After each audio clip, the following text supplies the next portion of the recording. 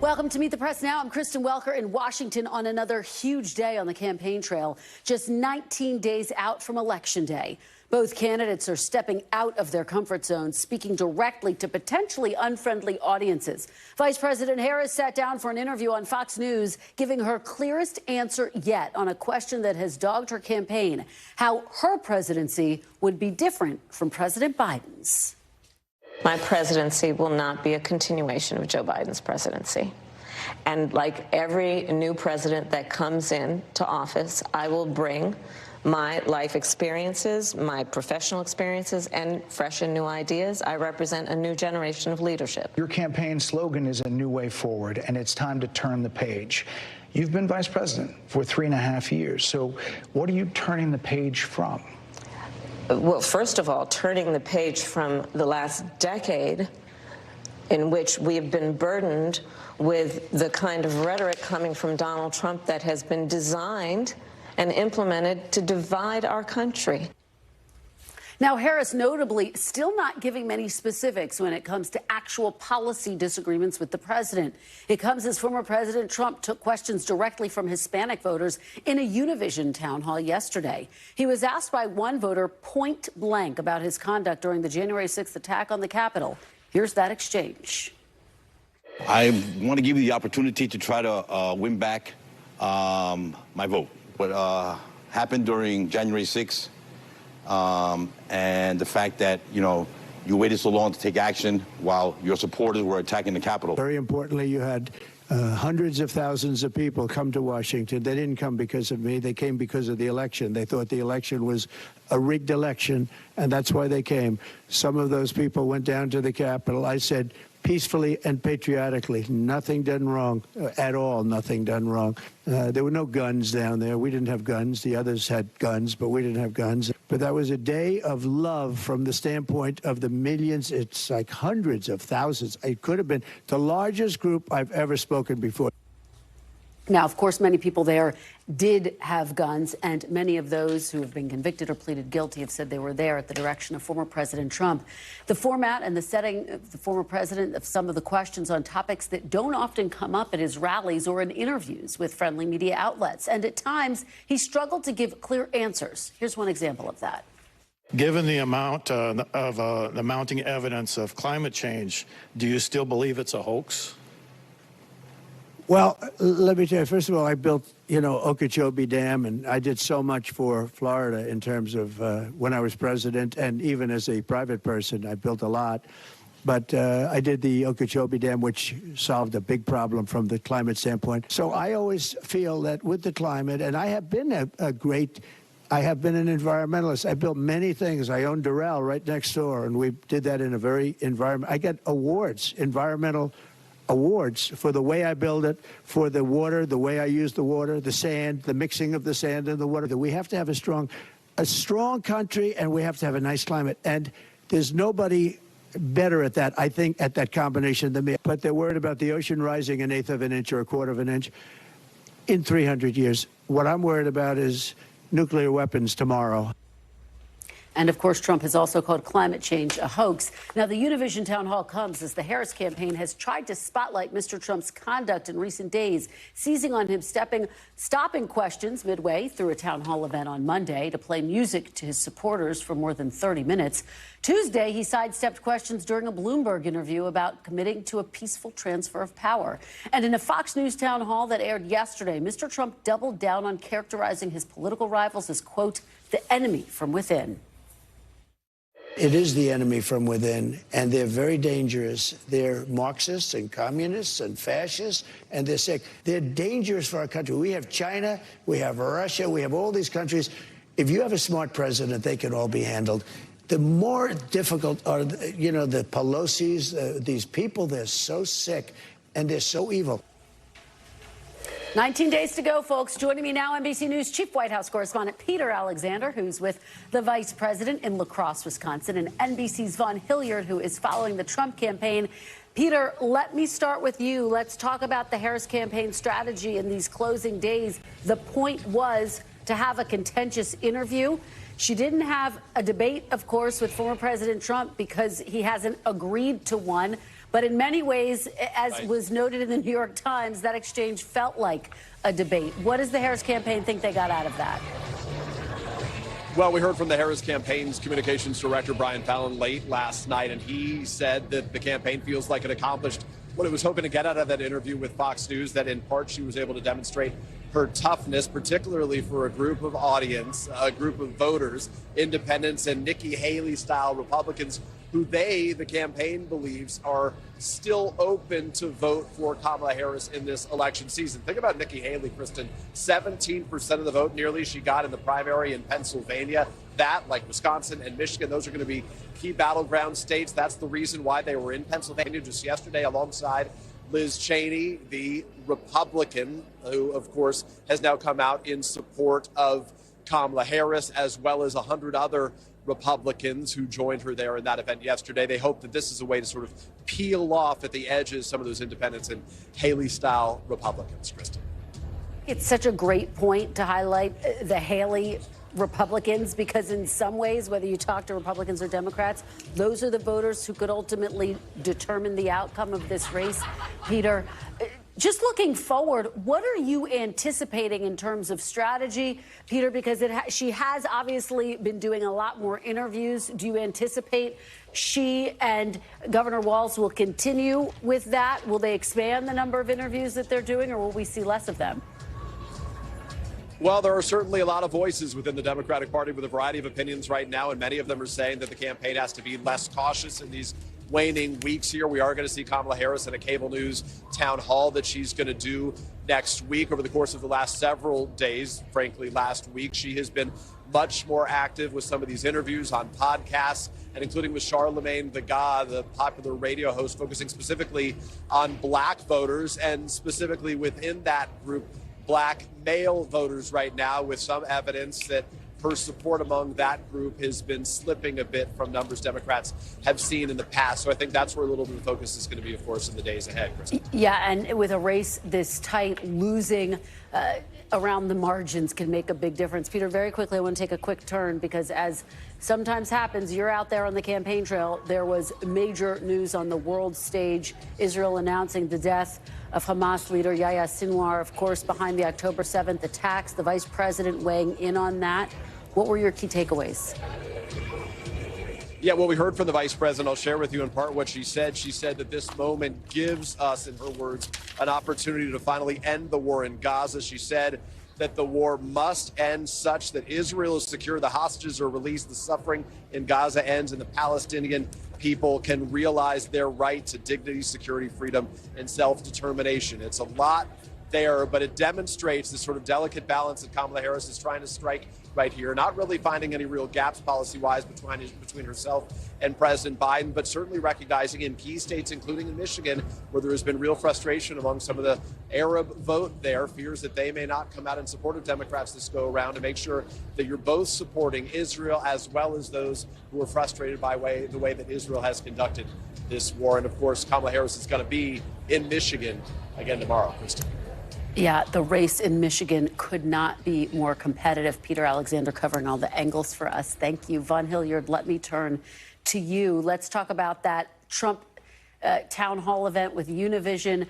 I think the biggest moment for a lot of folks was when he really doubled down on not apologizing for January 6th in any way, shape, or form, despite the fact that the voters said, look, I'm going to give you a chance to win back my vote. In many ways, it didn't seem like he was trying to win back that voter. What is the campaign saying? Are there any plans for him to change his answer on January 6th, Vaughn? And I ask that having just spoken to someone who is indicating that there's not going to be a real change. No, and it's really kind of the posture he's held for the last 3.5 years. It's defiance. After January 6th, it was Donald Trump who chose not to show up on January 20th for the transfer of power, the inauguration of President Biden. And Donald Trump has consistently defended his actions in the lead up to January 6th. And on that day of the attack, he still says that he should be the one in the White House here today, and that there were individuals who were upset and rioted, and that by and large, though, that there was little violence that day, which, of course, as you noted,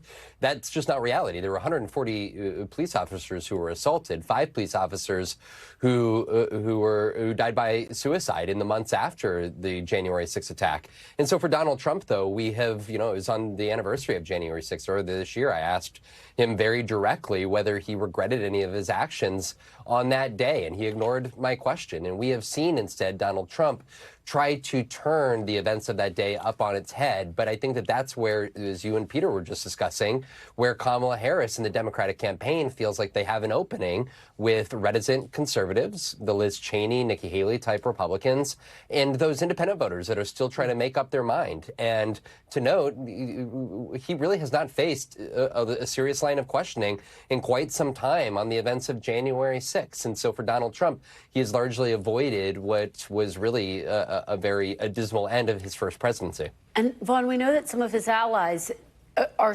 increasingly concerned that he's not focused on the issues that voters care about most, the economy and immigration. Overnight, he was posting about the weeks-old 60 Minutes interview with Harris. He's complaining about the fact that Biden's no longer at the top of the ticket. What are you hearing inside Republican circles about their level of concern that Trump still, in a number of these instances, does not seem to be staying on the message that they think is the strongest footing for him? Right. There's more posts about that 60 weeks old interview on 60 Minutes between him and Kamala Harris than there is even about his own campaign, but also down ballot Senate candidates that are in hotly contested races in Michigan, Pennsylvania, Wisconsin, Arizona, Nevada. And for Donald Trump, though, this is really, he has surrounded himself with a campaign operation in 2024 that has allowed him to dictate his messaging and the type of campaign that he runs. Unlike when we saw in the White House, when you had some forces in there, chiefs of staff, who really, contended with him to focus in on message that connected with specific Americans over policy. This go around, you've seen a campaign that has so often tried to build him, policy type campaign events, but he may spend a couple of minutes focused on the economy or immigration. But much like you hear in the podcasts and the media interviews that he has done, he goes off on tangents that are really focused on the frustrations dating back to his first term, to also the frustrations ever since leaving the White House. And with just over 2 weeks left here, of course, this is the time to win over those voters, to convince them either to shift their vote from Joe Biden, Kamala Harris to you, but also to make the case to Republican voters that it's worth going out to the polls, that we need you to get out there. It's hard to believe there's so little time left. And Vaughn, we're getting some new information about the Al Smith dinner tonight. What can you tell us about that? Yeah, we know that Donald Trump is going to be attending the event. This is every 4 years. It's an annual tradition for the presidential candidates to come. Kamala Harris was originally not going to be partaking. She has now recorded a video which will be playing at that dinner tonight, Kristen. Okay, and we also are learning that former First Lady Melania Trump will be attending with Donald Trump as well. She hasn't appeared with the former president since the convention, so we'll look out for that. Clearly, some headlines will come out of that. Vaughn, thank you so much. Joining me now on set is Susan Page, Washington Bureau Chief for USA Today, Ashley Etienne, former Communications Director for Vice President Harris, and Republican strategist Brad Todd. Apologies, I have a little something in my throat. Susan, kick it off. What are the two strategies and your takeaways from what we saw this week from Harris? I love what we saw this week. I love what we saw with a voter challenging Trump on something he hasn't been effectively challenged on for quite some time. And I saw Harris being forced to answer the most contentious questions. You can argue whether Bret Baier should have interrupted her less or whatever. I think it really served Kamala Harris's purposes, for her to look tough, to not melt down, to handle it. I thought yesterday was like a great day in the campaign. I wish we had more days like it. The other takeaway, it's tied. We have a flood of polls, never more polls. All we know is it's a coin flip race, even as we go into the last week, 2 weeks and a half. It's such a great point, because watching TV yesterday actually was really exciting. There were events, and then this feels like, okay, we're entering the home stretch. And to Susan's point, hopefully we'll see a lot more of this. What is your assessment of how the vice president did? Because in many ways, this was like a Rorschach test. Republicans, Trump supporters are saying, she still didn't answer some of these key questions. And yet, Harris supporters feel like she came to play and she delivered a very strong performance. Absolutely, I would agree with the Harris supporters. She stepped into the lion's den and did not flinch. I mean, I was incredibly impressed with how she handled herself. It was clear that Bret Baier had an agenda. He tried to interrupt her, goad her, but she came out looking very presidential. She held Donald Trump to his record, to the fact that he has no plans. But I think most importantly, what she achieved is I think what the aim of the campaign is. She looked strong, she looked tough. She got to dig into her record as Attorney General to make the point, I'm strong on crime, I'm tough on fighting drug cartels and the issue of fentanyl crossing our borders. So I think she actually performed highly well and achieved what she wanted to achieve. Brad, what is your take about what we all witnessed yesterday? What were your key takeaways, particularly on Trump's answer when it came to January 6th? Well, I think, first off, if you're really irritated with Trump about January 6th, you're probably already voting for Kamala Harris. I mean, or the not at all. the election's going to be focused on immigration and the economy. And I thought that was what was most striking about her interview with Bret Baier, is what she didn't do.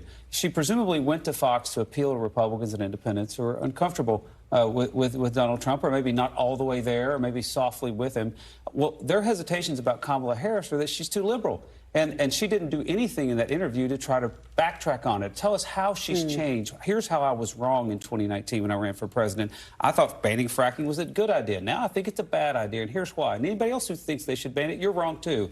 I thought she should have challenged her party a little bit there and proven her mettle as somebody who's learning and moving to the middle. I didn't see that. Ashley, what about that point?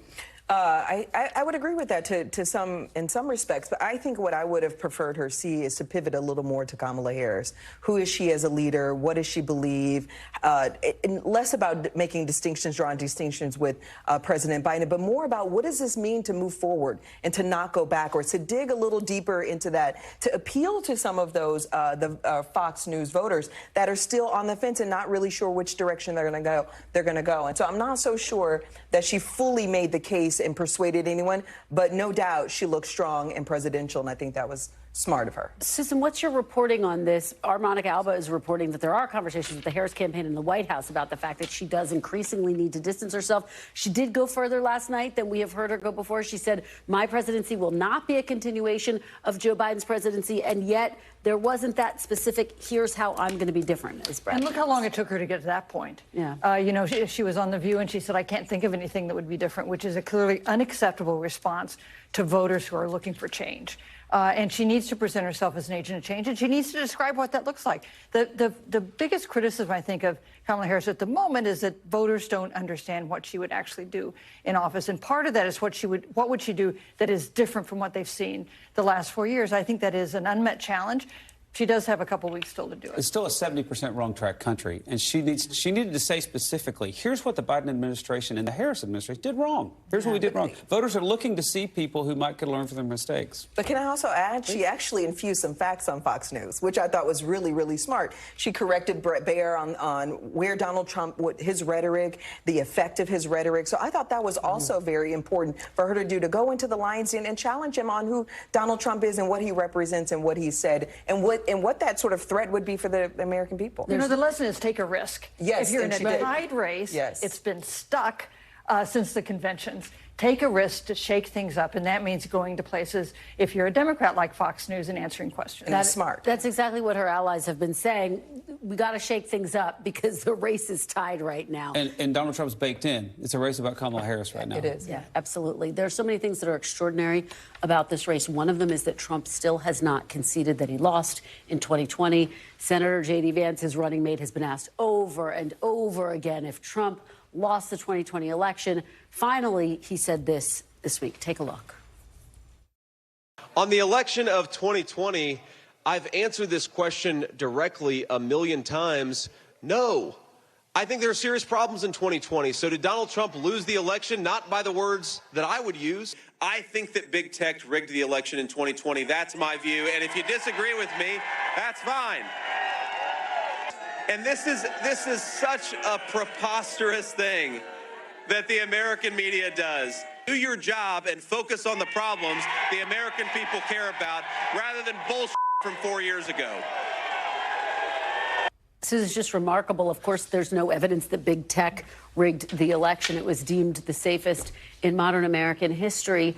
What is the impact of that? How do you think that will play out in this race that is so tightly tied, basically? So Vance says, let's look forward. Let's look forward. Are they going to accept the results of the election if they lose? And we know that for a lot of their, we have questions about whether Donald Trump will accept the results of the election if he loses. And we have questions now about whether many of his supporters will either. And one of the most damaging things about the refusal to admit that the 2020 election was fairly run and that Joe Biden is the legitimately elected president of the United States is that it has fed this great skepticism among a lot of Americans about whether he's really president and whether Kamala Harris will really be president if she wins in 2.5 weeks. Yeah, and Brad, it's also fueled skepticism among a lot of voters about whether they should vote early. And that's actually hurt Republicans. We saw that in the midterms. But, you know, Democrats play a role in this. Democrats are opposing voter ID around the country. They wouldn't put voter ID in their national elections bill. There's no effort by Democrats to find ways to build confidence back in the system. I think the question that J.D. Vance took is a trap for both sides. I think if you want to talk about the outcome of the 2020 election, the voters that are undecided, that's not what they're worried about. They're worried about getting this economy back going again. They're worried about sealing the border. They're worried about America being able to be a force abroad for safety and calm and peace. I think both campaigns run a real risk when they talk about the end of the last election. Ashley, I'll let you respond to that last word. I think, you know, Maya Angelou has a phrase, which statement, which is when someone shows you who they are the first time, believe them. So to these questions about moving forward, what can we expect from Trump?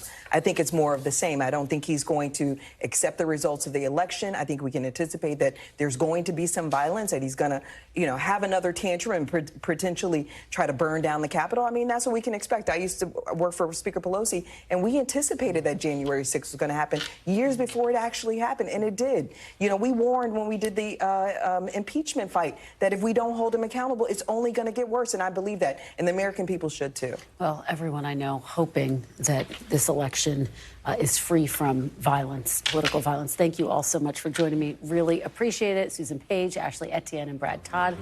Thanks for watching. Stay updated about breaking news and top stories on the NBC News app or follow us on social media.